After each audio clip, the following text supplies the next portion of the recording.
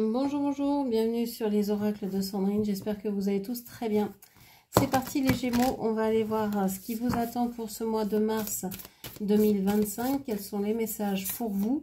D'abord, on va aller voir d'où vous venez, qu'est-ce qui vous a amené jusqu'à ce mois de mars, qu'est-ce qui vous tient encore collé au basque là, qu'est-ce qui reste encore là, qui est encore présent dans votre vie et qui demande à être vu. Alors, on vous parle de la soumission. On vous dit ici qu'il y a peut-être une situation de soumission, une relation de soumission dans votre vie qui va venir teinter tout le reste de la lecture. Cette soumission, vous êtes peut-être en train de vous soumettre à quelque chose ou à quelqu'un, alors peut-être par peur d'être seul, d'être abandonné, d'être rejeté, par peur de ne pas être aimé, par peur de plein de choses, ou alors c'est par choix, vous soumettez parce que vous aimez aussi être dans ce rôle-là, vous n'aimez pas prendre de décision, vous aimez qu'on prenne les décisions pour vous, ça peut être ça aussi, ça peut être quelque chose de choisi, donc à vous de voir là où vous vous situez. Souvent la soumission, c'est quand même quelque chose qui nous est imposé, donc vous êtes peut-être dans cette situation-là où vous sentez que vous devez vous soumettre à quelqu'un ou à quelque chose. On vous dit ici que vous êtes en train de pourparler. Alors, il y a des discussions. Il y a des discussions qui sont houleuses. On a Mars ici, c'est pas de tout repos. Ça vous travaille, ça vous tracasse. Vous en parlez peut-être autour de vous. Ça cancane peut-être beaucoup, mais en tout cas, ça vous travaille. Alors, est-ce que vous êtes en train d'essayer de reprendre votre pouvoir et que les personnes concernées ne sont pas du tout d'accord pour ça? Est-ce que il y a quelque chose ici pour lequel vous discutez beaucoup et qui a à voir avec votre sécurité? J'ai l'impression que vous avez peur de perdre quelque chose et que vous êtes en train de pourparler avec certaines personnes pour pouvoir garder ces choses-là, quitte à être soumise ou soumis. Peu importe, oui, je respecterai les règles, oui, je ferai bien tout ce que vous voudrez, oui. Bon, ok, qu'est-ce qu'on vous dit d'autre? On vous parle de la détermination, résolution, fermeté intérieure, absence de compromis, concentration inébranlable, mise à l'épreuve du caractère, intégrité, examen de conscience. Alors, c'est rigolo parce que on vous parle de soumission et on vous parle ici de détermination. Vous êtes quand même déterminé à arriver à vos fins. Alors, vous voulez bien vous soumettre aux autres, etc., tant que vous arrivez à obtenir ce que vous voulez. Finalement, on vous croit soumis ou soumise, mais finalement, c'est vous qui gérez la baraque. C'est vous qui gérez votre vie. Sous couvert de « oui, mais oui, bien sûr, je ferai tout ce que tu veux du moment que moi j'ai ça ». Voilà. Et c'est peut-être pas et le but n'est peut-être pas clairement dit non plus. Vous faites peut-être croire aux autres que la seule chose qui vous intéresse, c'est d'être sous leurs ordres. Mais en fait, vous avez vraiment un but précis en tête et c'est ça qui compte. Le reste, comment y arriver, j'allais dire, c'est pas votre problème. C'est les autres qui vont se mettre en chemin pour vous. C'est quelque chose comme ça. Il y a quelque chose de cet ordre-là, en fait. Ok, très bien. Alors, je ne sais pas, alors les cartes sortent, j'ai à peine pris le paquet en main, que ça y est, elles sortent, c'est la troisième carte qui sort de cette manière-là. C'est assez incroyable, alors que pour d'autres signes, il faut que je les batte. Vous, ça sort tout de suite, donc peut-être que ce mois-ci, ça va être plus fluide pour vous. Je vous l'espère en tout cas. On vous parle ici de flirt. Alors, vous, ce qui vous prend le ventre, là, ce qui vous active, ce qui vous met en joie et en action ce mois-ci, ça va être de pouvoir flirter, de pouvoir avoir une certaine liaison, une certaine relation avec quelqu'un, de pouvoir Alors ça peut être quelque chose de léger, hein, c'est pas forcément quelque chose de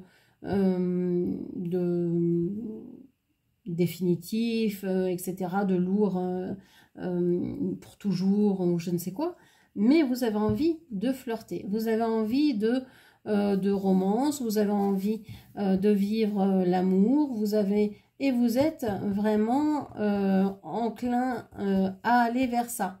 Vous allez vous donner toutes les possibilités, les opportunités pour aller vers ça.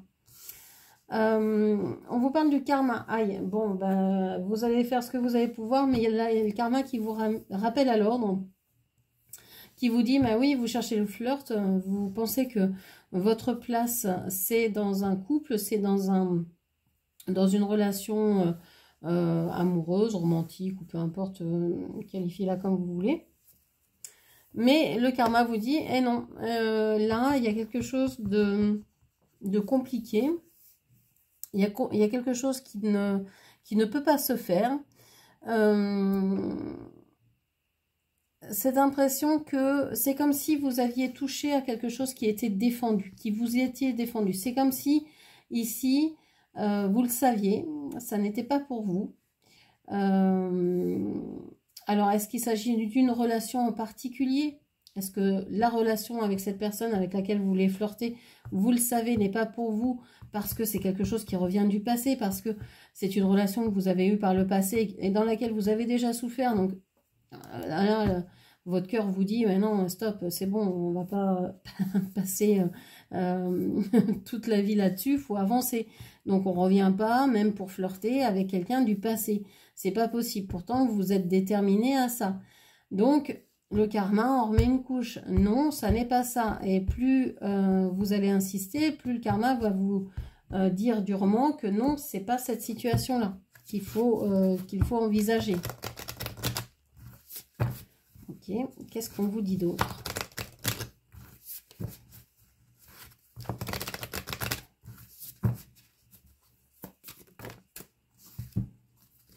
Alors, quand je parle de flirt et de relations légères, ça peut être aussi d'avoir des relations légères avec certaines personnes. Ne pas avoir envie forcément de choses très lourdes, intenses, profondes, etc. Vous avez peut-être envie juste de légèreté, de papillonner, voilà, sans qu'il y ait plus que ça. Et le karma vous dit, mais non, c'est pas ça. Les relations, ce n'est pas ça. C'est pas ce que vous devez faire. Alors, on a la répétition des schémas ici et le karma transgénérationnel. Allez, une deuxième couche. Vous n'avez pas compris? Allez, un autre coup derrière les oreilles. Ici, on vous le répète. Hein.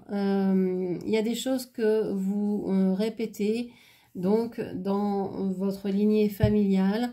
Vous répétez les schémas, vous répétez le karma. Le karma, il est là, il se répète encore une fois. Donc, il y a un moment où il va falloir que vous compreniez que il faut prendre les choses en main. Cette soumission qui paraissait être peut-être une façon de vous soumettre, mais en fait de diriger votre vie, pour moi, elle est qu'illusoire. Elle fait illusion sur le concret peut-être, mais vous savez dans votre cœur et dans votre âme que ce n'est pas du tout ça, que c'est pas vous qui êtes aux commandes et que il y a des choses plus fortes que vous comme le karma qui viennent vous rappeler. Alors le karma, vous pouvez remplacer ce mot par le passé, qui viennent vous rappeler que, oui, vous ne dirigez pas tout, vous ne pouvez pas décider de tout, vous n'êtes pas le maître du jeu, hein, comme dans les jeux de rôle, c'est pas vous qui êtes qui allez contrôler tout ce qui se passe dans votre vie, ça c'est pas possible. Vous n'êtes pas la vie, vous n'êtes pas Dieu, vous n'êtes pas cette énergie. Donc, il va bien falloir réagir ou agir différemment si vous voulez cesser de vivre des schémas qui se répètent et des situations qui reviennent, qui se répètent, qui reviennent, qui se répètent. Ok. On continue.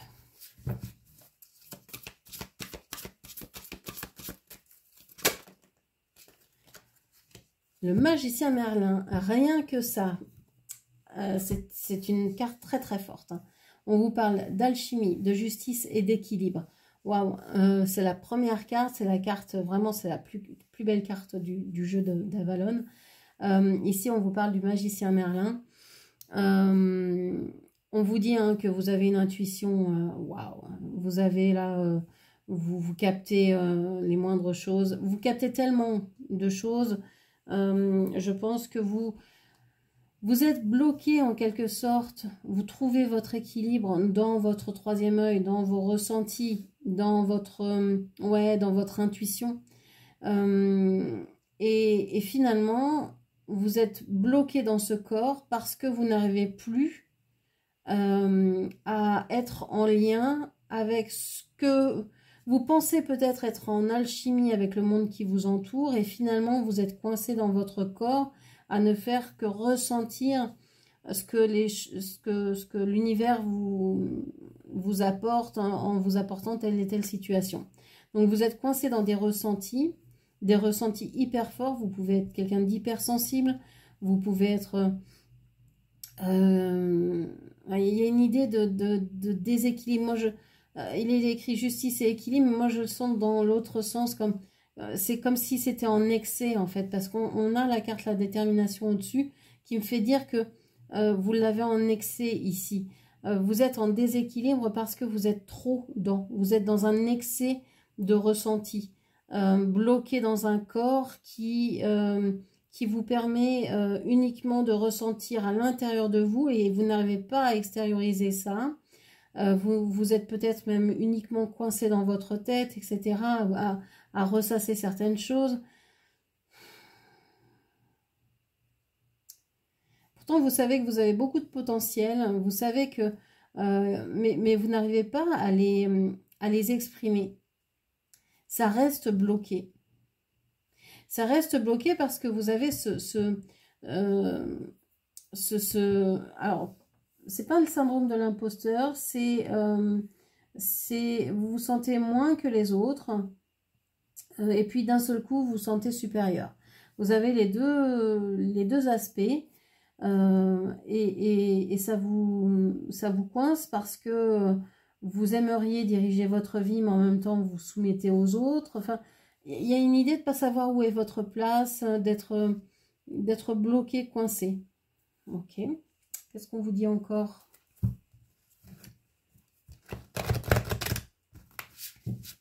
Moi, j'ai l'impression que vous êtes dissocié. Soit vous êtes coincé dans votre tête, soit vous êtes coincé dans votre corps. Vous allez d'un extrême à l'autre, mais vous n'arrivez pas à être dans des trucs un peu plus chouettes, quoi. Il n'y a pas d'entre-deux, il n'y a pas de juste milieu. La voie du milieu, comme disent les bouddhistes, vous ne la connaissez pas, c'est d'un extrême à l'autre. Tout est intense chez vous, tout est hyper sensible, intense, etc. On vous parle d'acceptation ici, ce que j'apprends à accepter, ce que je ne peux changer.